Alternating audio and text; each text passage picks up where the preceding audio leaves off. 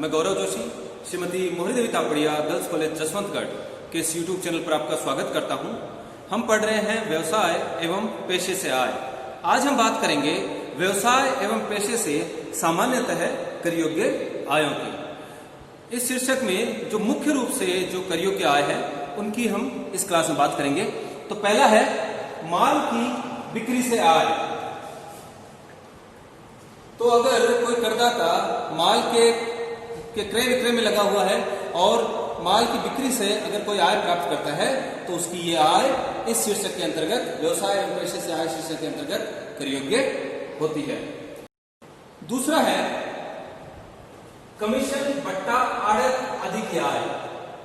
अगर कोई व्यक्ति एजेंट के रूप में कार्य कर रहा है और किसी व्यापारी का माल बिकवाने का कार्य करता है और उस माल बिकवाने के कार्य के बदले उसको किसी प्रकार का कोई कमीशन, कोई दलाली, कोई आड़त प्राप्त होती है तो वो कमीशन, आड़त या दलाली उसकी व्यापार एवं पेशे की आय मानी जाएगी और व्यापार एवं पेशे की आय शीर्षक के अंतर्गत उसकी आय कर योग्य होगी। क्योंकि एजेंट के रूप में, अभिकर्ता के रूप में विक्रय करवाने का कार्य व्यापार की सहायक क्रिया मानी जाती है। और हमने बात की थी कि व्यवसाय के अंतर्गत व्यापार एवं व्यापार की सहायक क्रियाएं शामिल की जाती है। तीसरा है सेवा प्रदान करने वाली संस्थाओं की आय।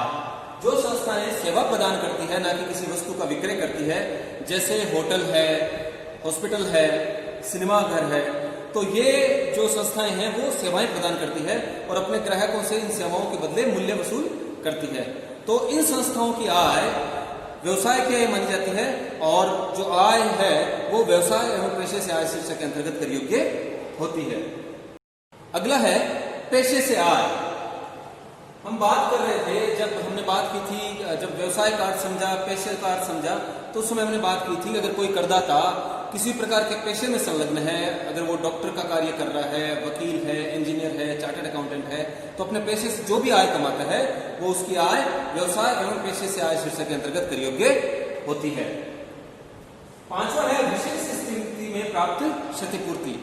अगर किसी व्यवसाय को किसी प्रकार की व्यवसायिक क्षतिपूर्ति प्राप्त होती है तो ऐसी क्षतिपूर्ति की राशि चाहे पूंजीगत हो, आयगत हो, ऐसी क्षतिपूर्ति की राशि व्यवसाय एवं पेशे की आय शीर्षक के अंतर्गत कर योग्य होती है। उदाहरण के तौर पर अगर किसी व्यवसाय को सरकार द्वारा अधिग्रहण कर लिया जाए, उसका राष्ट्रीयकरण कर दिया जाए और सरकार द्वारा उसके बदले उस व्यवसायी को क्षतिपूर्ति प्रदान की जाए तो ऐसी प्राप्त क्षतिपूर्ति उस व्यवसाय के लिए उस व्यवसाय की आय मानी जाएगी और व्यवसाय एवं पेशे से आय शीर्षक के अंतर्गत कर योग्य होगी। छठा है गैर मौद्रिक आय। अगर व्यवसायिक संबंधों से अगर कोई गैर मौद्रिक आय प्राप्त होती है किसी व्यवसायी को या पेशेवर व्यक्ति को तो ऐसी आय व्यवसाय एवं पेशे से जो आय है उस शीर्षक के अंतर्गत कर योग्य होती है। व्यवसायिक संबंधों से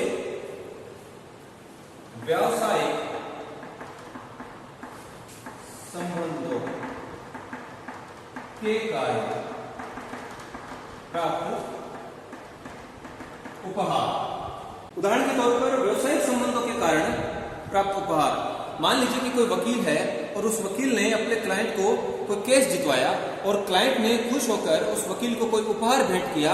अब ये जो उपहार उस वकील को दिया गया है क्लाइंट की तरफ से, वो उपहार वकील को उसके व्यवसायिक संबंधों के कारण मिला है, तो उपहार का जो भी मूल्य होगा वो मूल्य उस वकील की उसके पेशे से आय कहलाएगी।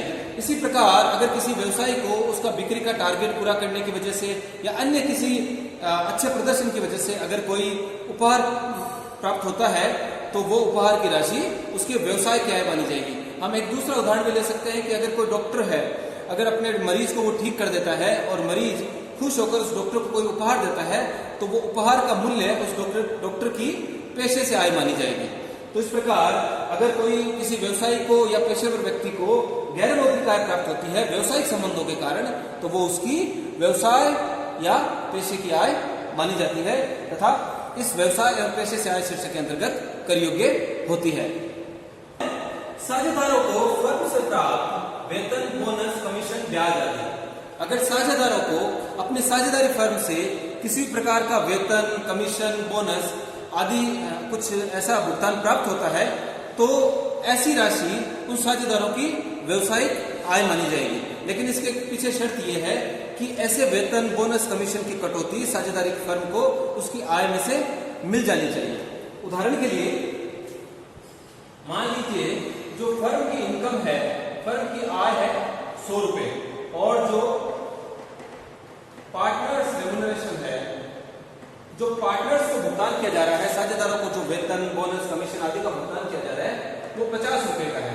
तो अगर साझेदारी फर्म को उसकी 100 रुपए की इनकम में से अगर इस प्रकार के किए गए भुगतान यानी पार्टनर्स रेम्यूनरेशन की छूट मिल जाती है, कटौती मिल जाती है 50 रुपए की, तो उसकी शेष आय बचती है साझेदारी फर्म की 50 रुपए।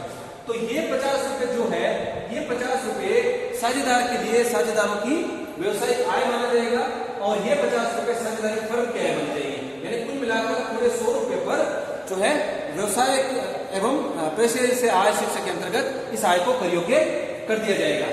लेकिन अगर साझेदारी फर्म को साझेदारों को चुकाए जाने वाले वेतन, कमीशन, बोनस आदि की अगर छूट नहीं प्राप्त होती है, तो इस पूरे के पूरे 100 रुपए पर साझेदारी फर्म को कर चुकाना होगा व्यवसाय की आय के रूप में। तो इस 100 रुपए में से अब साझेदारी फर्म ने पूरे 100 रुपए पर कर चुका दिया है व्यवसाय की आय के रूप में। तो अब अगर इस 100 रुपए में से 50 रुपए साझेदारों को रेम्यूनरेशन दिया जाता है, तो ऐसी आय साझेदारों को प्राप्त होने वाले ऐसा वेतन, बोनस, कमीशन अब साझेदारों के लिए व्यवसाय की आय नहीं मानी जाएगी, अगर साझेदारी फर्म को इस साझेदारों को चुकाए जाने वाले वेतन, बोनस, कमीशन की कटौती नहीं दी गई है। तो निष्कर्ष ये निकलता है कि अगर साझेदारों को वेतन, बोनस, कमीशन का भुगतान किया जाता है और साझेदारी फर्म को उस वेतन, बोनस, कमीशन के भुगतान के संबंध में कटौती दे दी जाती है, तो ऐसा प्राप्त भुगतान साझेदारों को साझेदारों की व्यवसाय की आय माना जाएगा। लेकिन अगर साझेदारी फर्म को ऐसे चुकाए गए वेतन, बोनस या कमीशन की कटौती नहीं दी जाती और साझेदारी फर्म से ही जो है कर वसूल कर लिया जाता है, तो फिर जो ऐसा प्राप्त वेतन, बोनस या कमीशन साझेदारों के लिए साझेदारों की व्यवसाय की आय नहीं माना जाएगा। अगला है महत्वपूर्ण व्यक्ति बीमा योजना से प्राप्त राशि। इसमें क्या होता है कि मान लीजिए एक संस्था है, इस संस्था में मान लीजिए एक XYZ लिमिटेड एक संस्था है, और इस संस्था में ए नाम का एक व्यक्ति है, ए नाम का एक कर्मचारी है, जो उस संस्था के लिए, जो उस कंपनी के लिए बहुत महत्वपूर्ण है। अगर ये व्यक्ति चला जाता है, इस व्यक्ति की दुर्घटना हो जाती है, ये व्यक्ति छोड़कर चला जाता है, तो इस कंपनी को बहुत कुछ नुकसान होगा, क्योंकि ये व्यक्ति बहुत महत्वपूर्ण है। तो क्या करती है कि कंपनी इस हानि को कम करने के लिए क्या करती है कि इंश्योरेंस कंपनी से, एक इंश्योरेंस कंपनी है, इस इंश्योरेंस कंपनी से इस व्यक्ति के संबंध में महत्वपूर्ण व्यक्ति बीमा पॉलिसी या की मैन इंश्योरेंस पॉलिसी ले लेती है। तो इस इंश्योरेंस पॉलिसी में क्या होगा कि अगर इस व्यक्ति की मृत्यु हो जाती है, दुर्घटना में ये व्यक्ति अपंग हो जाता है, तो इंश्योरेंस कंपनी से जो है इस बीमा पॉलिसी की राशि XYZ कंपनी को प्राप्त हो जाएगी। या फिर जब बीमा अवधि समाप्त होने के बाद में इंश्योरेंस कंपनी से जो है महत्वपूर्ण व्यक्ति बीमा पॉलिसी की राशि इस कंपनी को XYZ लिमिटेड को प्राप्त हो जाएगी। तो महत्वपूर्ण बीमा व्यक्ति के संबंध में अगर कोई राशि कंपनी को प्राप्त होती है, तो ऐसी राशि कंपनी के लिए व्यवसाय की आय मानी जाती है। प्रतिस्पर्धा न करने के बदले प्राप्त राशि। अब इसमें क्या होगा कि मान लीजिए कि दो व्यवसायी हैं, ए और बी, दो व्यवसायी हैं ए और बी, और ये है मार्केट। इस मार्केट में ए अपना व्यापार करता है, ए अपना माल बेचता है। तो ए क्या करता है, ए बी से अनुबंध कर लेता है कि इस मार्केट में आप अपना जो है माल विक्रय नहीं करोगे, और इस अनुबंध के बदले ए बी को कुछ राशि प्रदान करता है, कुछ राशि का भुगतान करता है।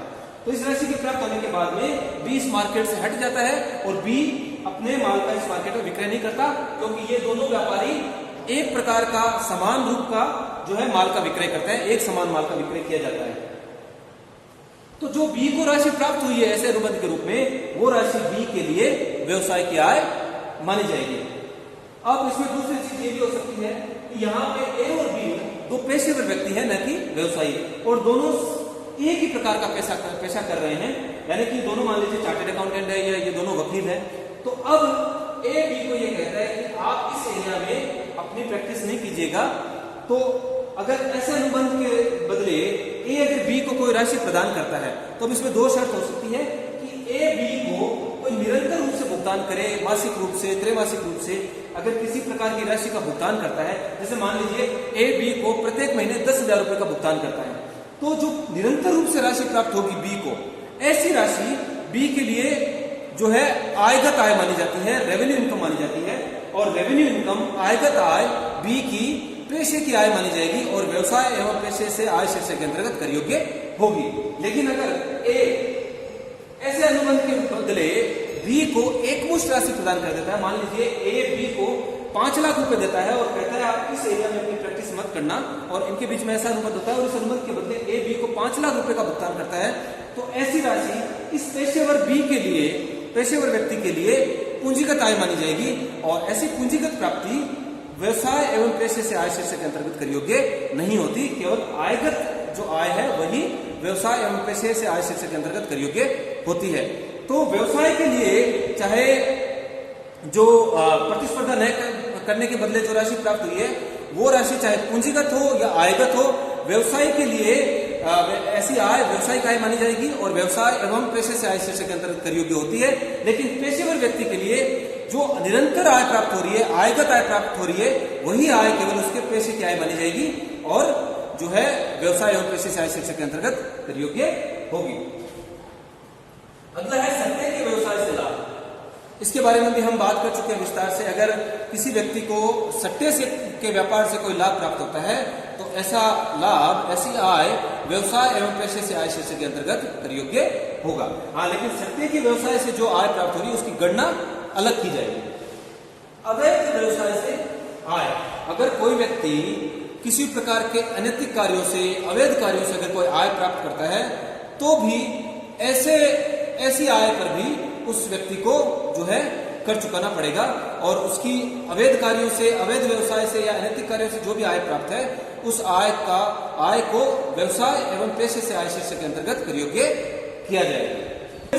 व्यय की प्राप्ति, अगर किसी व्यवसायी को, किसी करदाता को अगर उसके व्यवसाय के आय में से किन्हीं व्ययों की कटौती पूर्व के गत वर्षों में प्राप्त हो चुकी है और अगर ऐसे व्ययों के संबंध में राशि जिनकी कटौती पहले प्राप्त हो चुकी है, वो व्ययों की राशि अब अगर उसको प्राप्त होती है गत वर्ष में, तो उन व्ययों के संबंध में जो भी राशि प्राप्त हुई है वो राशि उसकी व्यवसाय एवं पेशे से आय शीर्षक के अंतर्गत कर योग्य कर दी जाएगी। डूबत ऋण की वसूली, अगर किसी व्यवसायी को डूबत ऋण के संबंध में अगर वसूली प्राप्त होती है, यानी कि पूर्व के गत वर्षों में वो राशि डूबत ऋण के रूप में दिखा दी गई थी लाभ हानि खाते में और उसकी कटौती भी प्राप्त कर ली गई थी, लेकिन अब डूबत ऋण की राशि अगर उसको प्राप्त हो जाती है, बैड डेट्स रिकवरी होती है, तो ऐसी डूबत ऋण की वसूली जिस गत वर्ष में प्राप्त हुई है उस गत वर्ष में उस करदाता की व्यवसाय एवं पेशे की आय मानी जाएगी। तो इस डूबत ऋण की वसूली के संबंध में भी दो स्थितियां पैदा हो सकती हैं कि अगर डूबत ऋण की वसूली क्रय किए गए व्यवसाय के संबंध में हुई है तो ऐसे डूबत ऋण की जो वसूली हुई है तो ऐसा डूबत ऋण की वसूली व्यवसाय की आय नहीं मानी जाएगी। उदाहरण के तौर पर ए और बी दो व्यवसायी हैं और बी ने अपने व्यवसाय के संबंध में कभी डूबत ऋण के संबंध में कटौती प्राप्त की थी। अब ये व्यवसाय बी से ए ने क्रय कर लिया और ए को कुछ वर्षों बाद में इस डूबत ऋण के संबंध में वसूली हो जाती है। तो जो ए को डूबत ऋण की वसूली हुई है वो ए की व्यवसाय की आय नहीं मानी जाएगी, क्योंकि व्यापार बी का था और उस डूबत ऋण के संबंध में कटौती बी को मिली थी, ना कि ए को। इसलिए वो डूबत ऋण की वसूली ए के लिए अब व्यवसाय की आय नहीं मानी जाएगी, ए के लिए वो कर योग्य नहीं होगी। दूसरी स्थिति ये हो सकती है कि ए और बी मान लीजिए कि पिता है, एक तो है क्रय किया गया व्यवसाय, एक है उत्तराधिकार में प्राप्त व्यवसाय।